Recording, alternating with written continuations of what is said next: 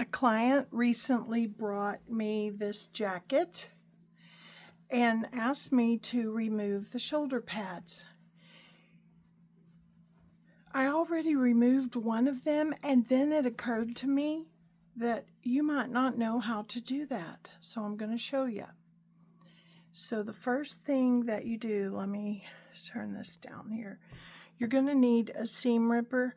Oh, you guys didn't remember this. I did this the other day. Do you remember in the other video I was working on this? Well, okay, so you remember I was telling you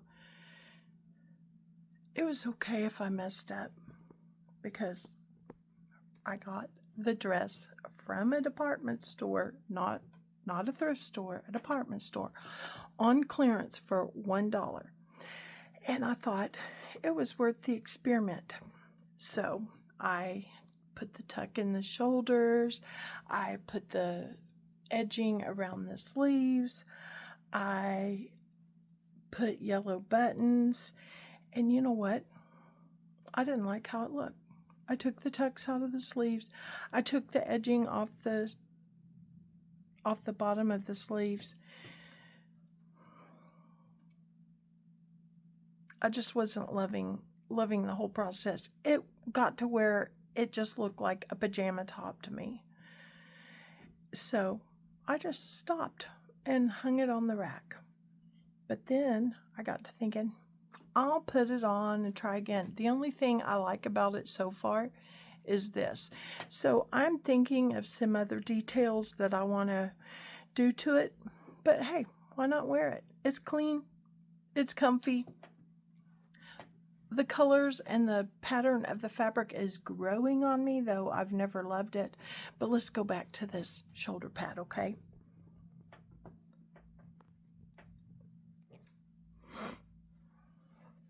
You're going to need a seam ripper. A seam ripper is just, can you see this? A seam ripper is just a little tool with a sharp tip. And right here in this curve, it's very, very sharp like a razor blade. But I use this tool all the time.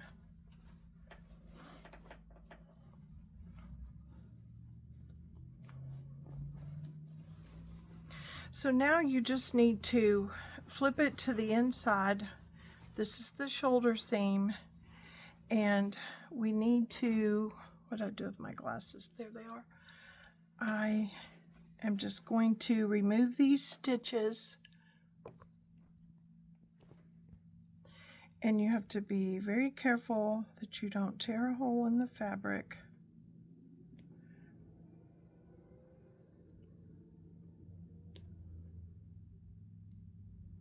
Most of the sewing that I do, or the design work that I do, is on formal wear like wedding dresses, bridesmaids, mother of the bride, mother of the groom.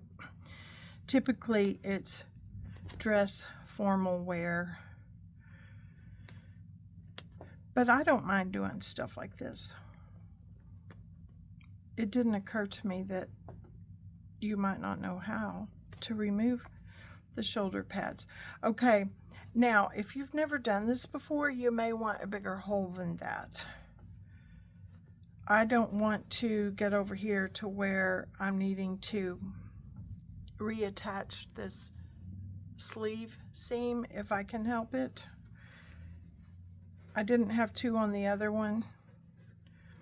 It's just stitched down in 3 places, so I'm just reaching in and pulling this out so that I can kind of see what I'm dealing with here. Shoulder pads are attached different ways. You never really know until you get into it how they're going to be attached. It just all depends on how the garment is constructed from the beginning.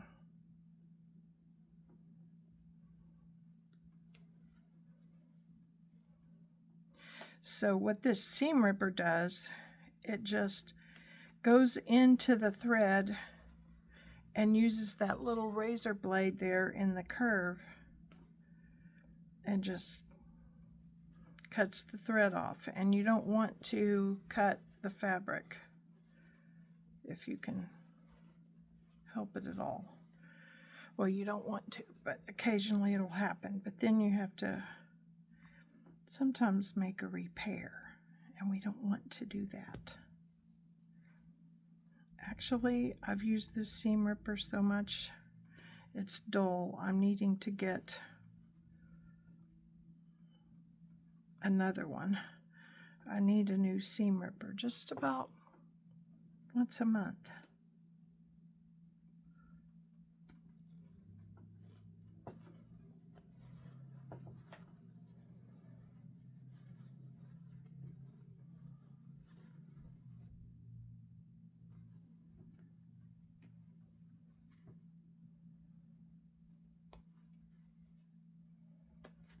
There we go. So now it's all gone. It's removed.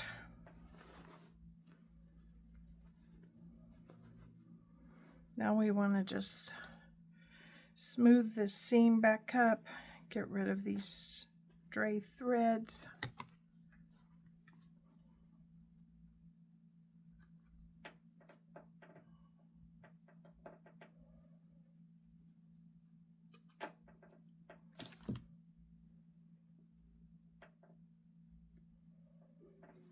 Okie dokie.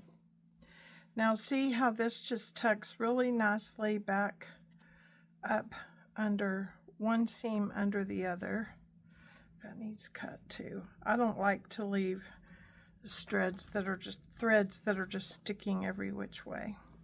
All right, so let's put a pin in this to hold it in place. Now, when you're sewing the lining back, all you want to do is sew the lining. You don't want it to go all the way through and catch the outer part of the garment. You just want the inner part. However, I am going to pin all the way through all those layers, just so that it holds nicely.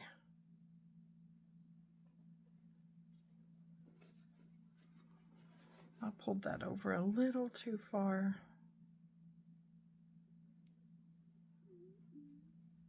Okay. I think I'll put a pin right there where it's trying to bubble up. So what I'm doing is just putting pins to hold this in place so that when I stitch it with the needle and thread, it won't be sliding around. Okay. So I have the needle threaded, and I have 2 thicknesses of thread. I have it looped over each other and tied in one knot here at the bottom. And I want to hide this knot, so I'm going to go under this layer here and come up. Now, I just reached under there, and when I came up, it pulled that knot in there, so you can't see it. And I want to hide my thread as much as I possibly can. So I'm just going to do a backwards whip stitch.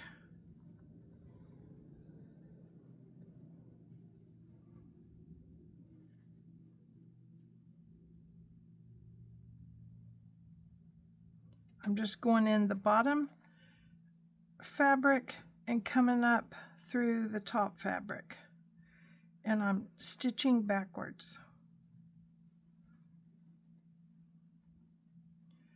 But that's making a nice concealed stitch there.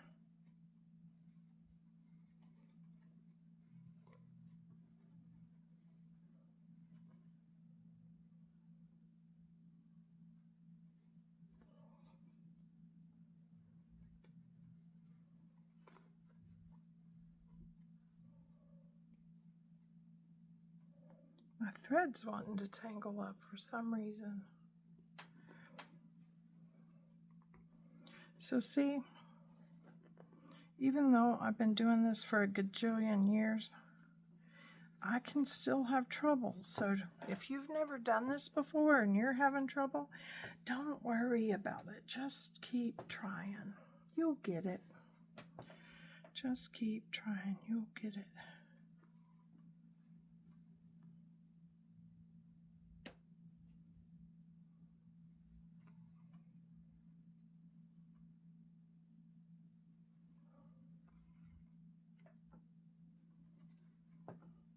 So it'll be interesting to see what I come up with this blouse. If I end up continuing to work on it, or if I just say, hey, it was a nice little diversion on a day that I needed a diversion, and call it quits.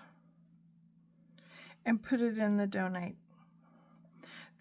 box. I don't know. I'll see. But that's what keeps life interesting, huh? Can you see what I'm doing?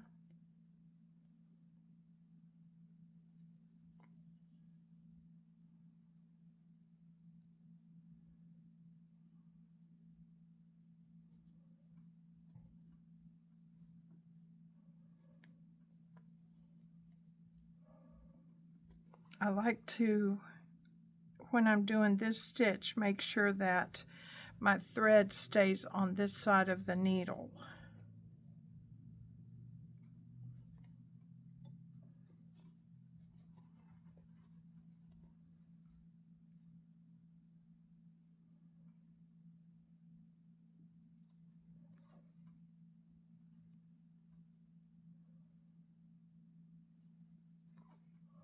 So I'm just taking little tiny stitches.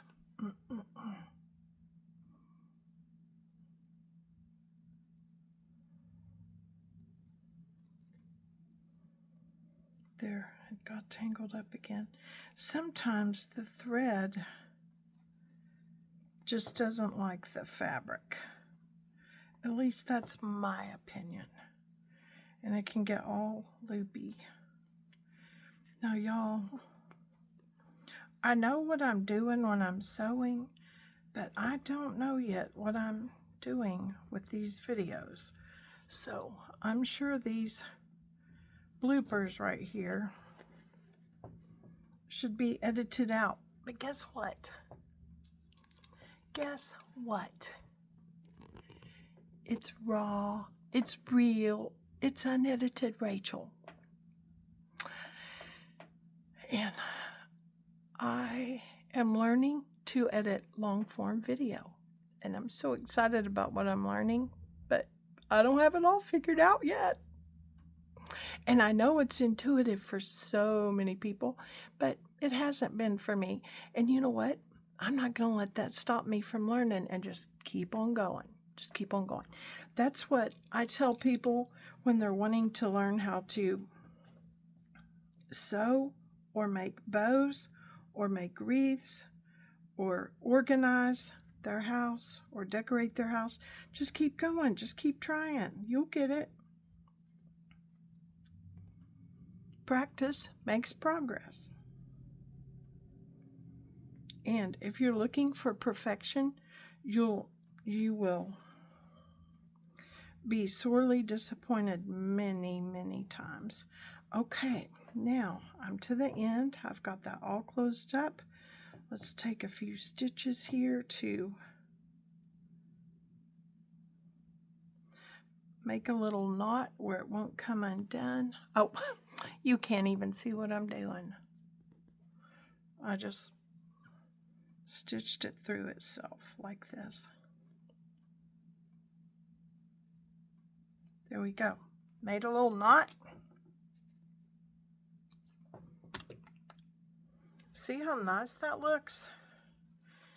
A nice smooth seam. Now then,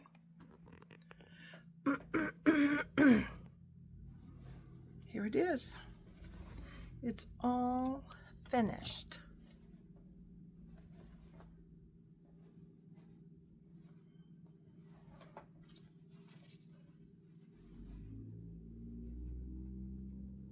So this would classify as vintage.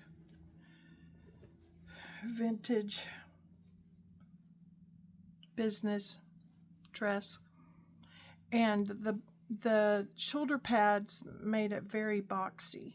So this removing the shoulder pads is going to give it more of a casual drape. So there it is, all done. I'm sure she'll love it. But you guys,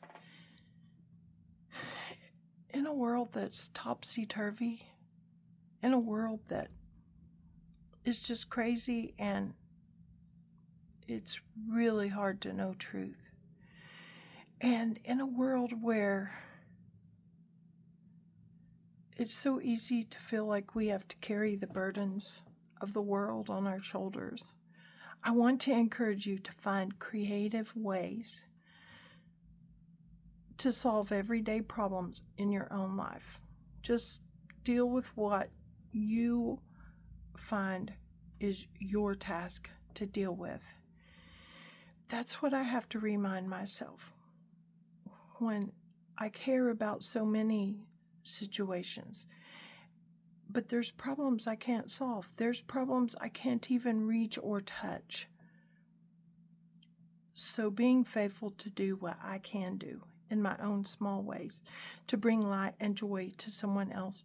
And I want you to feel the joy and the peace that comes from finding creative ways to take care of yourself, to take care of your home, to take care of your business, and those that you have influence with.